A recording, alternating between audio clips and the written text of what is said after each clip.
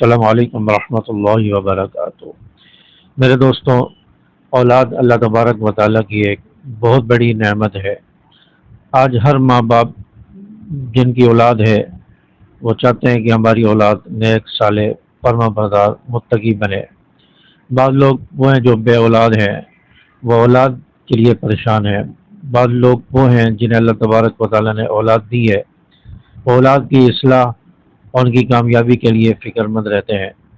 آج کی ویڈیو میں ایک ایسی جامع دعا آپ کو بتانے جا رہا ہوں جو قرآن مجید میں اللہ تبارک و تعالیٰ نے ذکر فرمائی ہے، اور یہ نیک لوگوں کی دعا ہے اور اولیاء کی دعا ہے جو اپنی دعاؤں میں اسے پڑھا کرتے تھے، اور اس دعا کے نتیجے میں اللہ تبارک و تعالیٰ نے بہت سے لوگوں کو کامیاب فرمائے، انہیں نیک متقی پرہیزگار اولاد عطا فرمائی۔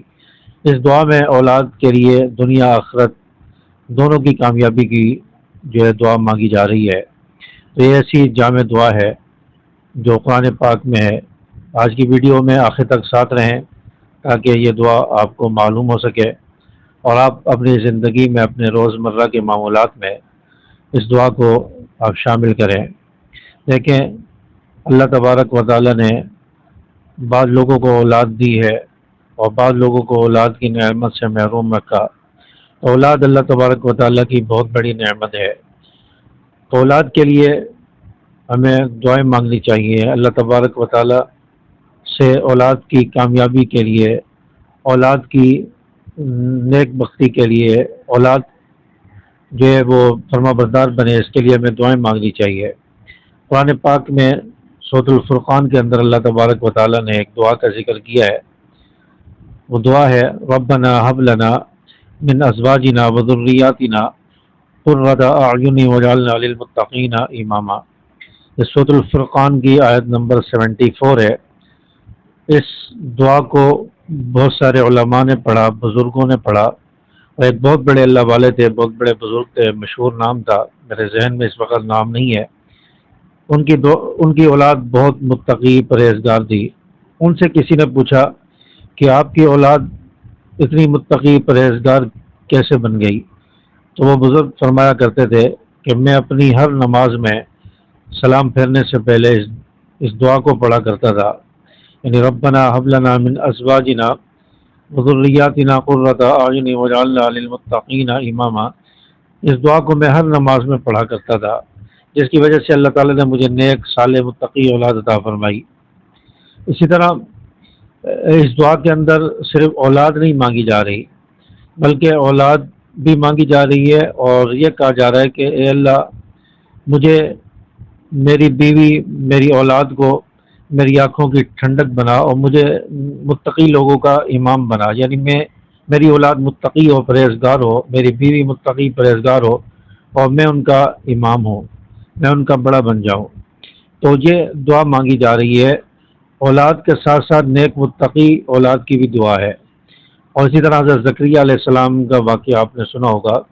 حضرت زکریا علیہ السلام بڑھاپے کی عمر کو پہنچ گئے، ان کی اولاد نہیں تھی، ظاہری اسباب اختیار کر لیے لیکن اولاد نہیں ہوئی۔ تو بڑھاپے کی عمر میں بھی حضرت زکریا علیہ السلام اللہ تبارک و تعالیٰ سے دعا مانگتے رہے کہ اللہ مجھے نیک صالح اولاد عطا فرما۔ تو وہ دعا کیا تھی جو حضرت زکریا علیہ السلام نے مانگی؟ وہ بھی قرآن پاک میں سورۃ آل عمران میں موجود ہے کہ رب هب لی من لدنک ذریۃ طیبہ انک سمیع الدعاء، رب هب لی من لدنک ذریۃ طیبہ انک سمیع الدعاء۔ اے میرے رب، مجھے نیک صالح اولاد عطا فرما، پاکیزہ اولاد عطا فرما، انہ السمیع العلیم، بے شک تو دعاؤں کو جو ہے سننے والا ہے۔ تو اللہ تبارک و تعالیٰ سے حضرت زکریا علیہ السلام نے دعا مانگی، اور اللہ تبارک و تعالیٰ نے ان کی دعا کو قبول فرمایا، اور اللہ تعالیٰ نے حضرت یحییٰ علیہ السلام جیسا عظیم بیٹا انہیں عطا فرمایا۔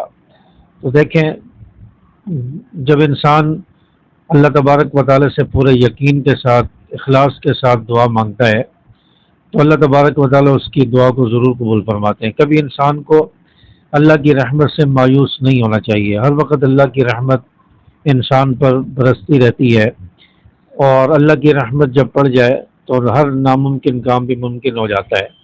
اب بڑھاپے کی عمر میں اولاد ملنا مشکل ہوتا ہے، لیکن اللہ تبارک و تعالیٰ نے حضرت زکریا علیہ السلام کی دعا کو قبول فرمایا۔ پھر اللہ تعالیٰ نے انہیں نیک صالح بیٹا اور جو نبی بھی بنا حضرت یحییٰ علیہ السلام، تو یہ یحییٰ بیٹا اللہ تعالیٰ نے حضرت زکریا علیہ السلام کو عطا فرمایا۔ ابراہیم علیہ السلام کا واقعہ آپ کے سامنے ہے۔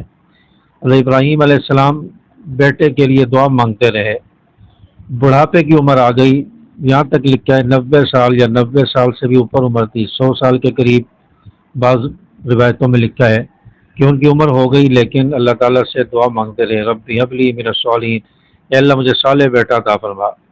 تو اللہ تبارک و تعالیٰ نے اسماعیل علیہ السلام جیسا عظیم بیٹا عطا فرمایا جو پیغمبر بنا، نبی بنا۔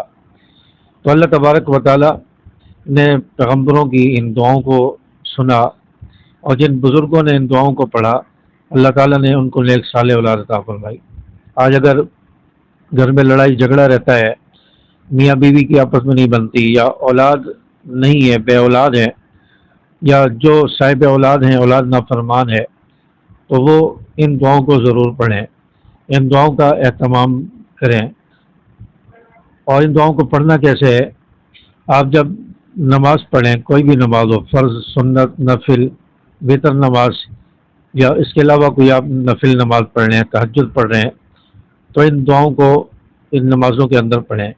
آپ جب آخر میں سلام پھیرنے لگتے ہیں، آخری اتحیات میں بیٹھتے ہیں، سلام پھیرنے سے پہلے جب ہم دعا پڑھتے ہیں ربنا آتنا فی الدنیا حسنہ، یہ دعا پڑھتے ہیں، یا رب اجعلنی مقیم الصلاۃ ومن ذریتی، یہ دعا پڑھتے ہیں، تو ان دعاؤں کی جگہ اس دعا کو پڑھ لیں، ربنا حب لنا من ازواجنا وذریاتنا، اس دعا کو مکمل پڑھ لیں، یا رب حب لی من لدنک ذریۃ طیبہ انک سمیع الدعاء، اس دعا کو آپ پڑھ لیں، تو اللہ تبارک و تعالیٰ انشاءاللہ آپ کے گھر کے لڑائی جھگڑے ختم فرمائیں گے۔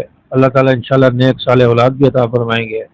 اگر آپ صاحب اولاد ہیں اور آپ کی اولاد فرما بردار نہیں ہے، نیک نہیں ہے، تو اللہ تعالیٰ آپ کی اولاد کو بھی فرما بردار، نیک، متقی بنائیں گے۔ تو ان دعاؤں کا ضرور اہتمام کریں۔ اللہ تبارک و تعالیٰ سے دعا ہے کہ اللہ تعالیٰ بے اولاد جوڑوں کو نیک صالح اولاد عطا فرمائے، اور جن کی اولاد ہے اللہ تعالیٰ ان کی اولاد کو نیک صالح فرما بردار بنائے، آنکھوں کی ٹھنڈک بنائے، ان کے لیے آنکھوں کا سرور بنائے، نیک متقی اولاد انہیں عطا فرمائے۔ تو ان دعاؤں کے ساتھ ساتھ اللہ تبارک و تعالیٰ کی ذات پر یقین بھی ہونا چاہیے، رزق حلال کا اہتمام کریں، اور لگن کے ساتھ اور امید کے ساتھ اللہ تبارک و تعالیٰ سے دعا مانگیں، اور گناہوں سے بچنے کی کوشش کریں، تو انشاءاللہ آپ کی دعائیں ضرور پوری ہوں گی۔ امید ہے کہ میری باتیں آپ کو سمجھ آئی ہوں گی۔ اس ویڈیو کو لائک کیجئے، شیئر کیجئے، اور چینل کو سبسکرائب کر کے بیل کے آل بٹن کو ضرور پریس کریں۔ السلام علیکم ورحمۃ اللہ۔